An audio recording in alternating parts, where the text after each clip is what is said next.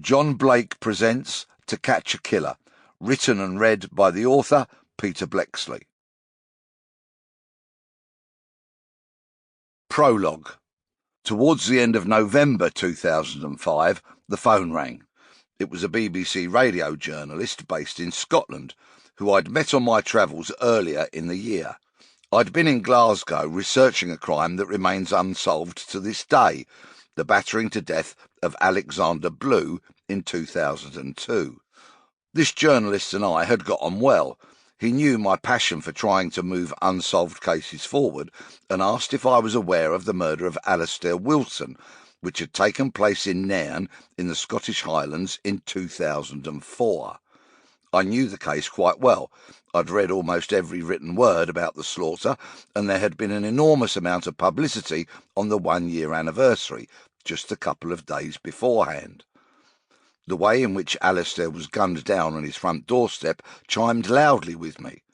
While living in the witness protection programme, I often feared being greeted by an assassin's bullet on my doorstep, and although my undercover police career was now some years behind me, some demons take longer than others to shrug off. My 2 young sons were very similar in age to Alistair's boys, another uncomfortable coincidence. I didn't realise then that this crime would enter my life and dominate so much of it. The journalist asked if I would be willing to travel to Nairn to research and comment on the crime for BBC Radio 5 Live. The intention was that we'd start our research as soon as I landed in Scotland, and that we'd comment live on air, twice a day for 3 days in a row. I could not say yes quickly enough. While money has never been my main motivation, I was delighted that the BBC agreed to pay me £250 a day.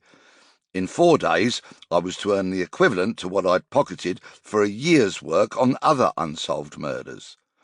My wife had recently begun a 2-year career break from the police force, so she could enjoy a couple of preschool years with our boys.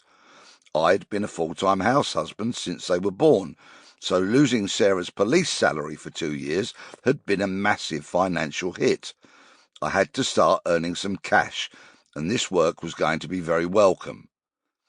A few days later, I was on a plane heading to Inverness. The journalist met me at the airport. In the car to our hotel, we discussed everything that we had gleaned from reports on the crime. He was keen to pick my former detective brain, asking me what I thought and if I had any firm theories. I was keeping an open mind, although what I told him then remains true to this day. I strongly believe that the murder of Alistair Wilson is a crime that could and should be solved. The hotel was somewhat luxurious, by far the best accommodation I was ever to stay in on any of my subsequent trips to Nairn, and I very much doubt the BBC would foot the bill for that kind of hotel nowadays. We dumped our bags, grabbed a coffee, and headed to the scene of the crime. The reports that we filed from Nairn were enjoyable to do, albeit the subject material was very dark. We focused on different aspects of the crime every day: the scene, the suspect, the victim, the gun, and more. The BBC seemed happy with my contribution. The more I researched the case, the more I found it mystifying that the police had not arrested anyone for this crime. After all, they had his widow Veronica's eyewitness account. They'd recovered the murder weapon. And even though I'd heard that the murder scene had been contaminated by Uncle Tom Cobley and all, traipsing through it, I was still very surprised that no one had had their collar felt. I was a bit puzzled that a computer-generated image of the gunman had not been compiled and circulated, using Veronica's recollections of him. Perhaps her doorstep encounter was so brief, so fleeting, she could not provide enough detail.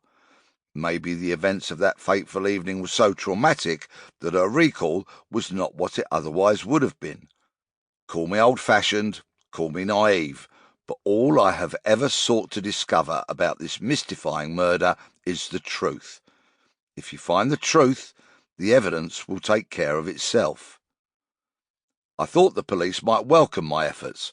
After all, I have a bit of a profile which might encourage people to speak. As an investigative writer... Sample complete. Ready to continue?